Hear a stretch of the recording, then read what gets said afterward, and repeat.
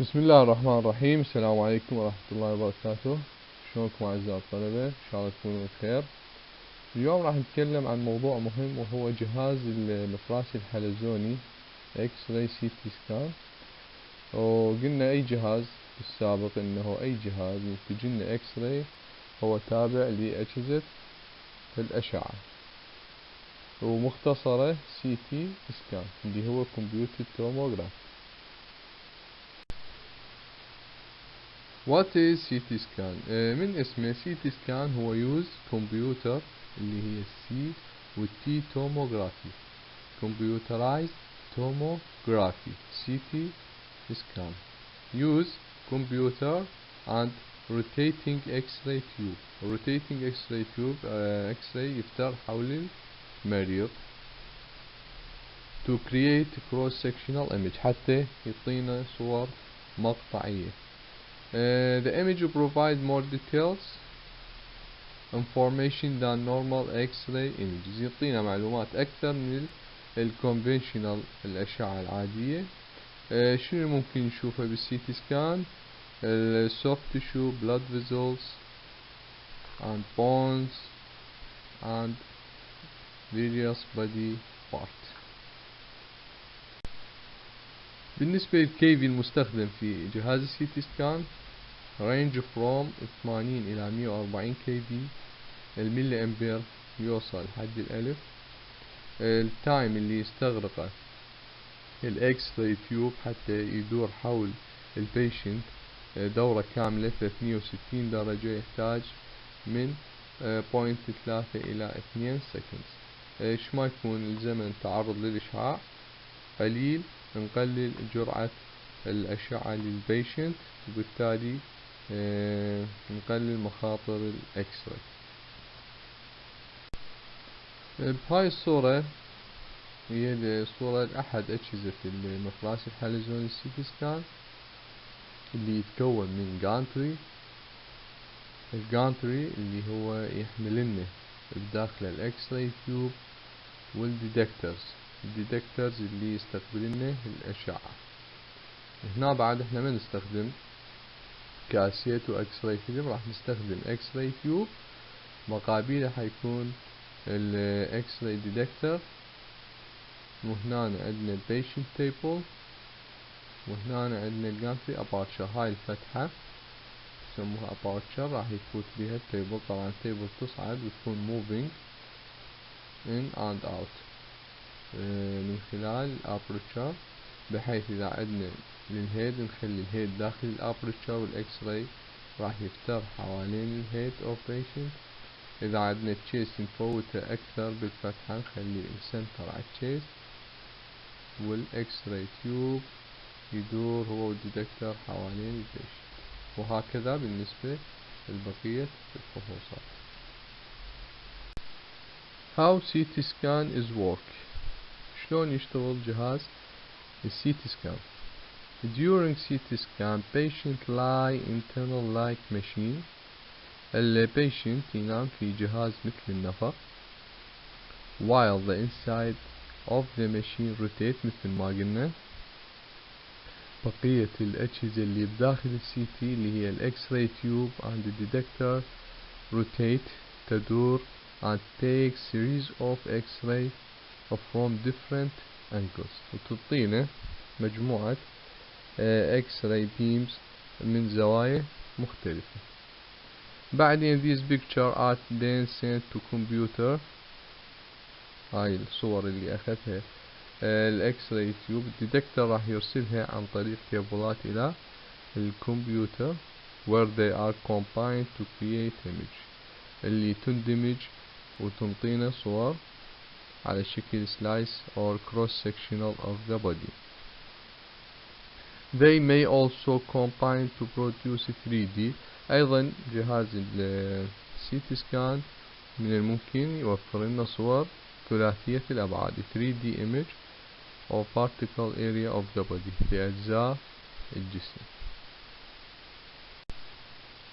هنا يقول what is the principle of CT scan. طبعا مبدأ الCT scan هو use using radiation، يستخدم أشعة اللي متكونة من X-ray tube coupled with electronic detector. X-ray tube بالازدواج مع detector اللي هو راح يستلم منه ال X-ray photons to record a pattern of densities، وبالتالي راح يسجل لنا مختلف الكثافات بالجسم ويشكل لنا صور على شكل slices or cut off tissue يعني cross sectional.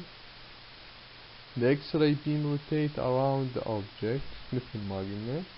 البيشنت راح يكون ثابت وال X-ray tube and detector will rotate around the object or patient within the scanner. بالنسبة للسيتي سكان جنريشن، موديلات السيتي سكان طبعا أول ما بدأ ويا الفيرست سيتي سكانر اللي هو كان يتميز انه سلولي ويستخدم لفحص الهيد فقط، وبالتالي need more time يستغرق وقت طويل أثناء الفحص. يستخدم تقنية الروتيت عند ترانسليت سيستم، يعني الإكس راي التيوب والديتكتر بالبداية ترانسليت يأخذ سكشنات، بعدين روتيت بزاوية معينة ويبدأ يأخذ ترانسليت، بعدين روتيت، هكذا إلى أن يكمل دورة كاملة. وبالتالي عندنا الإكس راي تيوب والديتكتر يتحركين حول البيشنت. من مساء أيضا كان يستخدم single X-ray beam called pencil beam.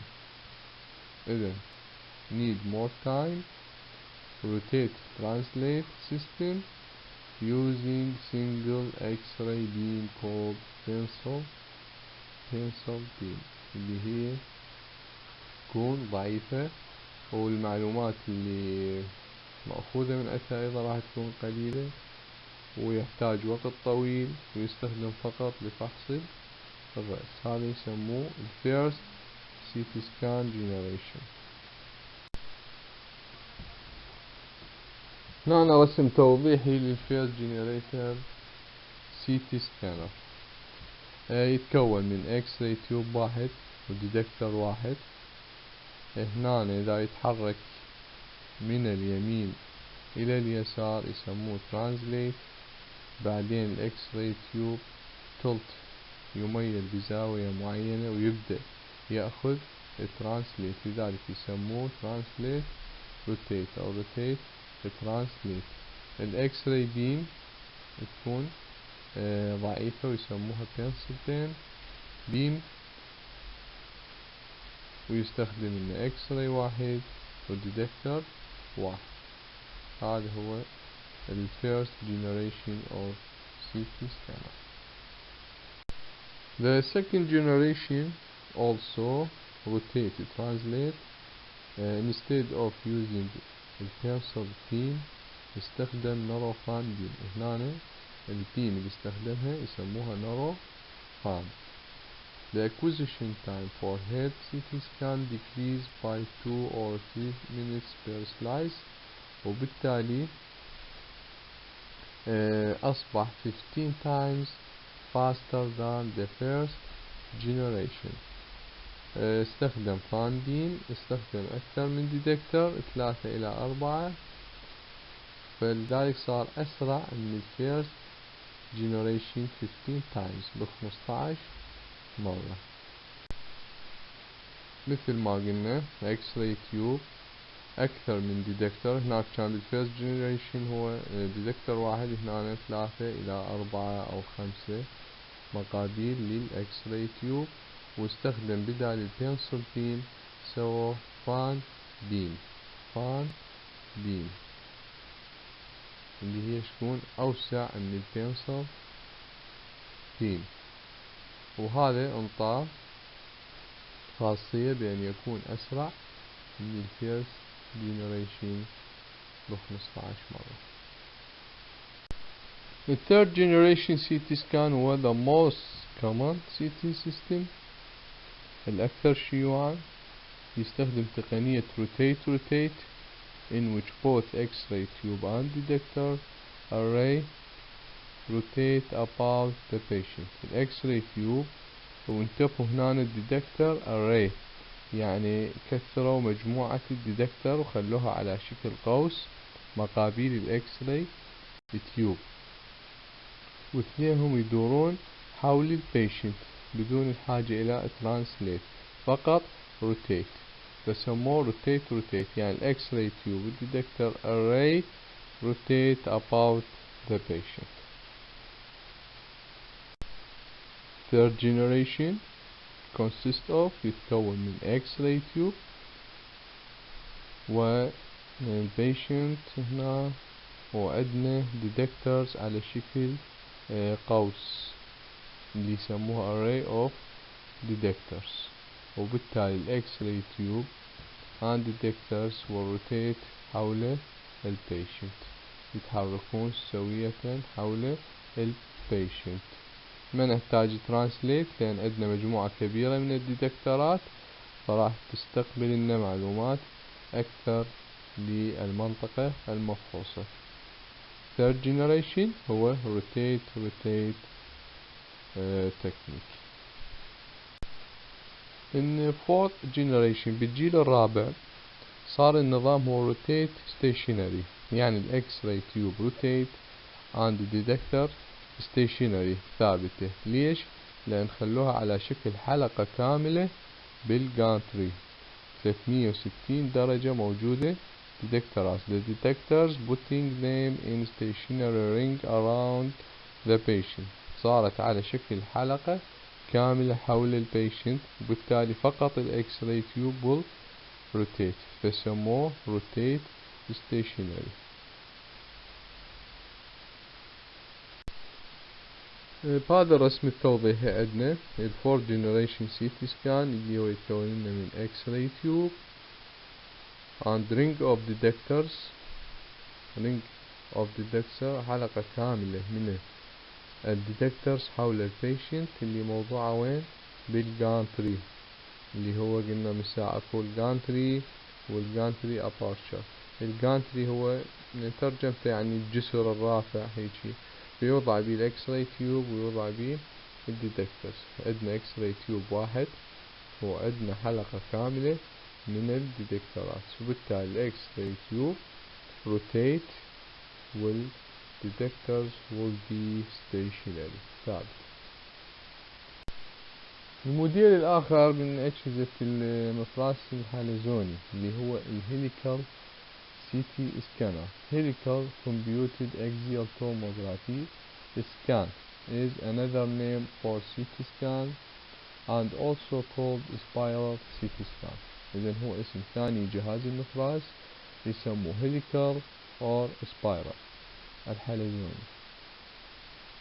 بهذا الجهاز الهيليكال or spiral CT scan الصورة تؤخذ عن طريق أخذ نفس واحد من قبل المريض ويقطع breath hold، يأخذ نفس واحد عميق ويقطعه breath hold، والتيبل راح تكون حركتها مستمرة بداخل الجانتري، فتحة الجانتري.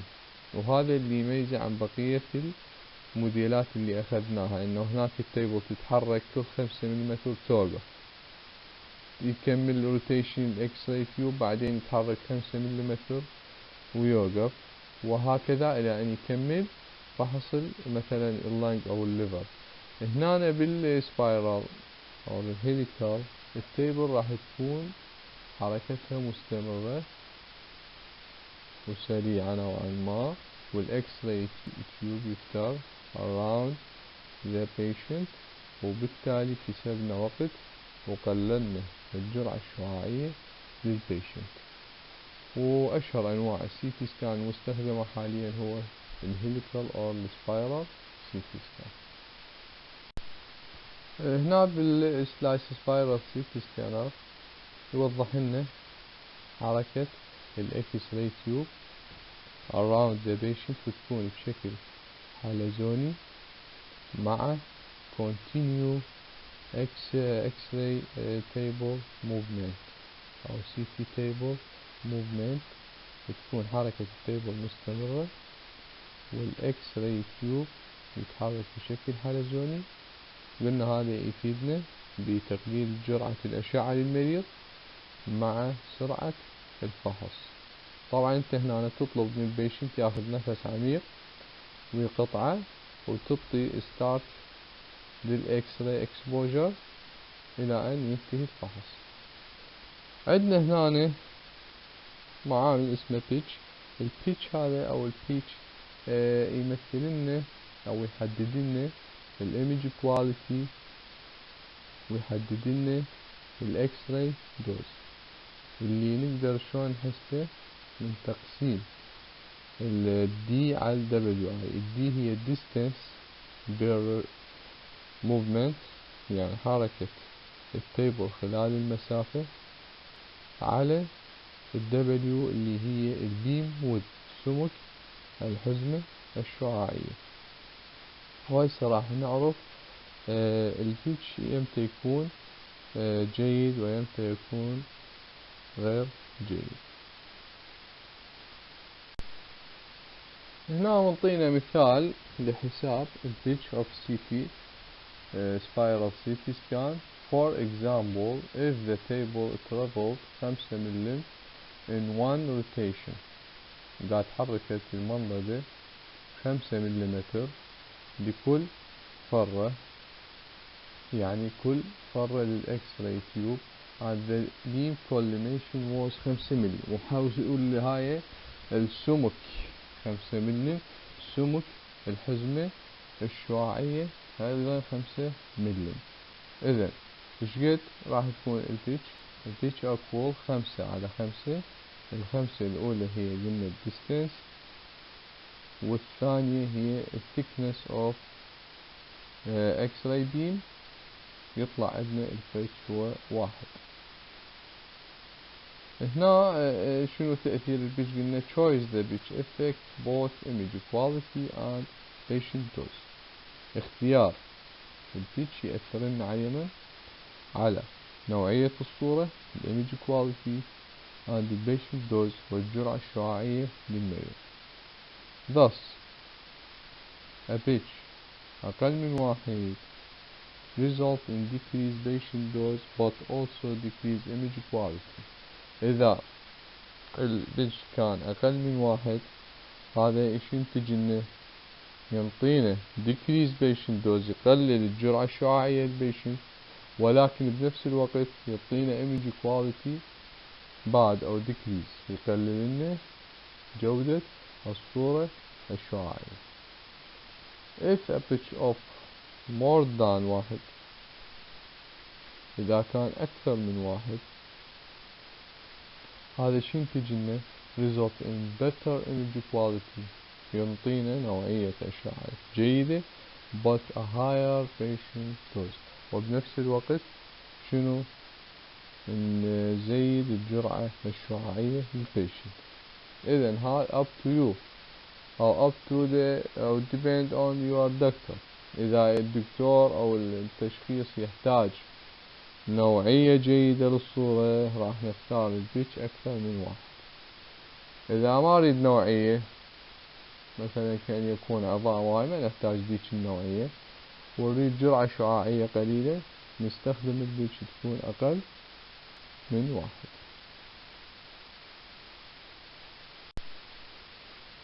أيضا من المصطلحات اللي راح يسمعون بها بالسيتي سكان هو السيتي نمبر. السيتي نمبر كلش مهم يستخدموه لقياس الدنسيتي. سيتي نمبر measure the density of organs، قياس الدنسيتي لأعضاء الجسم. بالسيتي سكان اكو سكيل اللي موجود عليه الاير density يكون ماينس 1000، كثافة الهواء تكون ماينس 1000 سالب 1000، الووتر راح يكون 0 and the compact bond راح يكون بلس 1000. هاي الأرقام إنه بمجرد بالسيتي سكان أكو مؤشر اللي هو تحرك من خلال الماوس، بمجرد تخليه على العظم راح ينطيك قراءة 1000 موجب 1000. إذا أكو منطقة بها ووتر نخليه عليها ووتر راح يقرأ عندك 0 وإذا اير مثل اللانج راح يقرأ عندك ماينس ألف. إذن الوظيفة الرئيسية للسيتي نمبر هي قياس الدنسيتي اوف اورجانز. هذا هو عندنا السكيل سيتي سكان اللي موجودة بأرقام كثافة الأعضاء. نبدي من يمين الشاشة اللي هي الاير، مثل ما تشوفوا جاي يقرأ ماينس ألف. الووتر اللي بالنص هو زيرو، والبون الأخير شي هو أقوى شي موجب ألف. عندنا بالنسبة للفات، الفات راح تكون بين الووتر وبين الاير، فلذلك تقرأ عندنا ماينس 100 سالب 100. الاير باللانج يقرأ عندنا ناقص 500. اذن بمجرد تخلي الماوس على اللانج ويقرأ عندك سالب 500 هذا نورمال. اكو فات تخلي عليه يقرأ ماينس 100 طبيعي. واذا فري اير مثل الساينس الجيوب الانفية والبيز اوف سكول اكو سفينويد ساينس تخليه يقرأ عندك ماينس ألف، تعرف انه هذا اير. بالنسبة للمصل بين الووتر وبين البون راح تقرأ عندك 100 موجب 100. الاسم الثاني للسيتي نمبر يسموه هاونسفيلد يونتس. إذا من تسمع هاونسفيلد يونتس هو معناته شنو؟ السيتي نمبر. هنا من خلال هاي الصورة اللي هي اكزيال للبرين، صورة مقطعية للدماغ، راح نعرف فائدة استخدام السيتي نمبر. فلو نبدي من فوق اللي هو أول وحدة مأشر على البون مال السكال بون، ايش قد قال عندنا؟ موجب ألف. إذن بمجرد خليناه عليه انطانا موجب ألف، يعني هذا بون. انتهينا منها. الوايت ماتر اللي هي تعتبر من السوفت تشو، لو من المصل قريبة على المصل أو السوفت تشو، قرأت عندنا بلس 20 إلى 30. احنا من الساعة قلنا المصل 100 طبيعي، إذا هذا سوفت تشو، إذا طبيعي من 20 إلى 30 موجب طبيعي. المصل قرأ أيضا من 20 إلى 40 موجبة، نعرف هذا مصل. بالنسبة للجري ماتر أيضا قرأت 30 إلى 40 باعتبارها سوفت تشو بالموجب. هنا عندنا هيمورج. الهيمورج هاي النقطة البيضة اللي صايرة قريبة على اللاترال فنتريكلز، ايش قد انطانا؟ بلس 65 إلى 95، يعني قريبة على المصل وصايرة بالسوفت تشو. إذا شخصوا من خلال هذا الهاونسفيلد يونت أو السيتي نمبر إنه هذا هيمورج، نزف دماغي. بعدين خلى المؤشر على السي اس اف، هذا اللي هو الأسود. السي اس اف اللي هو يعتبر شنو؟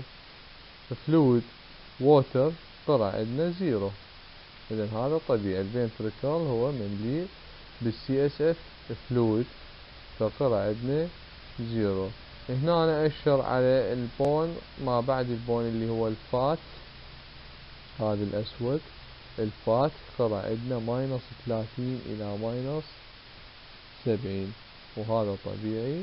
وهنا عندنا اير، قرأ عندنا ماينس ألف اللي هو بعد الفات اير، حتى يوضح لنا انه من يقيس اير هواء ينطيك ماينس ألف. إذا من خلال هاي الأرقام اللي راح تحفظوها تقدرون تشخصون، وهاي نقدر نعكسها على الليفر، نعكسها على اللانج، على الكدني، ونعرف انه هاي سوفت تشو، هاي ووتر، هاي بيها كالسيفيكيشن حالها حال البون، يطلع عندك بال بلس ألف، أقل من الألف يجوز 900 هيجي، فتعرف انه صاير كالسيفيكيشن او ستون.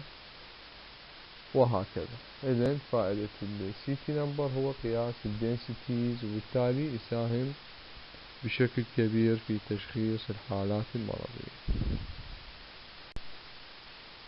بيكسل and بيكسل and الفوكسل، بيكسل and فوكسل من سي تي سكان. هنا احنا قلنا بعد ما عندنا اكس راي كاسيت واكس راي فيلم، راح نستخدم ديجيتال ايمج. شو يقصد بها الديجيتال ايمج؟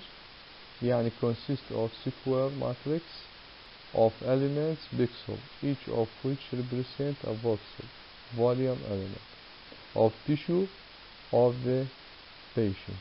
يعني راح يعرض لنا بشاشة، الشاشة مقسمة إلى مربعات square matrix of elements. هاي المربعات يسموها البكسل. إذن البكسل هي عناصر الصورة each of which represent a voxel، وكل وحدة أو كل مجموعة من هاي البكسلات راح تمثل لنا الفوكسل. الفوكسل اللي هو يسموه الفوليوم element. يعني البكسل بارتفاع وعرض، هنا الفوكسل بارتفاع وعرض وعمق. هذا هو الاختلاف. المهم يعرض لنا بماتريكس، الماتريكس مكونة من بيكسلز. البيكسلز هي يسموها عنصر الصورة بعد ما نعرض على اكس راي فيلم. The typical CT image is composed of 512 rows each of 512 pixels. It means a square matrix of 512 في 512 اللي يساوي لنا 262,144 بكسلز. يعني أفضل ماتريكس اللي هو هذا المربع الكبير اللي بداخله الخلايا البكسلز هو يكون مكون من 512 ارتفاع و 512 عرض، نضربهن يعطينا كل البكسلات بهذا الماتريكس اللي هو شقد 262,144. هذا يسموه التيبيكال سي تي ايمج، النموذجي لعرض صورة المفراس الحلزوني.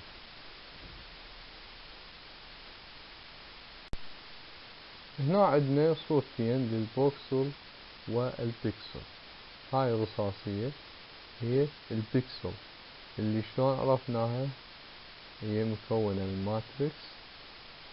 هذا الماتريكس بداخله البيكسلز اللي هي هاي المربعات الصغيرة اللي متكونة من ارتفاع وعرض، ما بيها عمق. هاي شو يسموها بيكسلز. الفائدة منها تسوي لنا ديسبلاي للسي تي ايمج.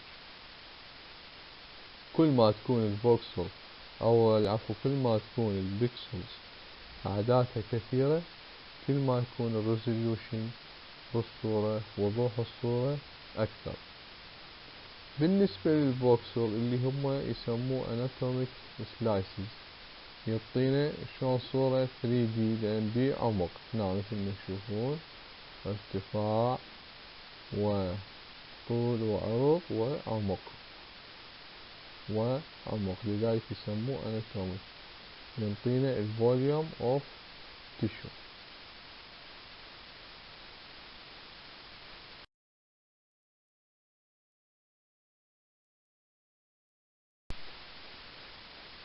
أيضا من المصطلحات المهمة هو الاتنيويشن كوفيشنت، معامل التوهين. يعني يضعف لنا الأشعة اللي تمر من خلال جسمنا، أو معامل تضعيف أو معامل امتصاص الأشعة. إذا تعرف هي the attenuation coefficient is a measure how much the beam is weakened. تمتص by the material من خلال المواد في الجسم it pass through اللي تمر من خلالها. وبالتالي لكل عضو بالجسم إلى attenuation coefficient. مثلا العظام إلها attenuation coefficient يختلف عن الاير، يختلف عن الفلويد، يختلف عن السوفت تيشو، يختلف عن الفات، وبالتالي التنوع بالاتنيويشن كوفيشنت من خلال هذه الأعضاء راح ينطينا اختلاف بالدنسيتيز بالإكس راي فيلم، وبالتالي هذا التنوع يسموه الكونتراست اللي نقدر نميز عضو عن عضو آخر. هنا في هذا السلايد عندنا equation معادلة نحسب من خلالها الاتنيويشن كوفيشنت لكل عضو، بمجرد أن نعرف الاي اكس يساوي لنا اي نوت مضروبة في الاي مرفوعة للقوة ميو اكس. الاي اكس هي الانتنسيتي ات الدي اكس راي سنتيمتر، اللي هي الداخلة، الاشعة الداخلة بالجسم يسموها اي اكس. الاي نوت is the original density، الحزمة الأصلية أو البرايمري بيم يسموها I نوت، والميو هي linear attenuation coefficient. ومن خلال استخدام هاي المعادلة يحسبون معامل توهين لكل عضو. بالنسبة هنا سؤال how many detectors does CT scan have، يعني كم ديتكتور بالسي تي اسكان يجب ان يكون موجود. الجواب يعني كل ما يكون عدد الديتكتورز اكثر كل ما نحصل على more slices. هنا ضارب مثال each of 16 detectors those could principal simultaneously collect data for 16 slice. إذا تستخدم 16 ديتكتور راح ينطيك 16 سلايس بنفس الوقت. صورة يعني وحدة مكونة من 16 سلايس بنفس الوقت. سمك السلايس يعني بين سلايس وسلايس راح يكون 1.2 مليمتر الثيكنس. يعني فور اكزامبل إذا فحصنا الليفر ونبدي من الأعلى للأسفل راح ناخذ عليه 16 سلايس، السمك بين سلايس وسلايس راح يكون 1.2 مليمتر، يعني راح ينطيك amount of data very quickly and very high، ينطيك معلومات كثيرة وسريعة بنفس الوقت. يعني إذا شفنا فورم بودي حجمه 2 ملم 3 مليمتر راح نشخصه بسهولة. ليش؟ لأن احنا أصلا السلايس اللي استخدمناه هو 1.2، وبالتالي راح تكون كمية المعلومات وسرعة الحصول عليها بصورة كبيرة. هاي في حال استخدموا 16 سلايس. زين في حال يستخدمون 64 سلايس سي تي سكان، واللي هو المتوفر حاليا بأغلب المستشفيات يسموه 64 سلايس سي تي سكان. طبعا راح هذا يقول able to give your physician better view of the size, shape and the position of soft tissue structure than if simply using a regular X-ray. These types of CT scans also help identify the tumors and cysts as well as disease of the liver, lung, coronary arteries and other organs. راح ينطيك إذا استخدمنا 64 سلايس راح ينطينا معلومات كثيرة عن شكل وحجم ووضعية السوفت تيشو أكثر، مو من الإكس راي العادية، أكثر من 16 سلايس. بعد يمكن استخدامه في تحديد الأورام، الأكياس، بالإضافة إلى أمراض الكبد والرئة والشرايين التاجية وغيرها من الأعضاء. بالرغم من كل هاي الإيجابيات اللي شفناها ودقة جهاز السي تي سكان بإعطائنا صور مقطعية وسمك قليل التشخيص فيه كلش قوي، إلا أنه أكو disadvantage. من هاي disadvantage السي تي سكان أول شي require a breath hold which some patient cannot يحتاج إلى قطع نفس أو نفس أثناء الفحص، وهاي بالنسبة للأطفال، وبالنسبة لكبار السن المرضى ما يقدرون يقطعون نفس لفترة معينة حسب نوع الفحص. إذن أول سلبية بالسي تي سكان هو requires breath holding. النقطة الثانية هي ال high doses of radiation are involved in CT scan، يعني جرعة شعاعية عالية من خلال استخدام السي تي سكان. chest scan CT scan is equivalent to 350 chest x-ray. هنا ضارب مثلا، يعني إذا نسوي للبيشنت chest CT scan هذا ايش قد يعادل؟ يعادل 350 صورة شعاعية chest x-ray العادية. وإذا نسوي CT abdomen مفراس للبطن يعادل 400 chest x-ray، يعادلنا 400 صورة شعاعية ناخذها للchest. عند CT pulmonary angiography equal 750 chest x-ray. وإذا أخذنا CT الملون للأوعية الدموية CT angiography يعادل لنا 750 صورة شعاعية للصدر العادية. إذن السلبيات بالسي تي سكان هو required breath holding و high dose of radiation. وشكرا جزيلا.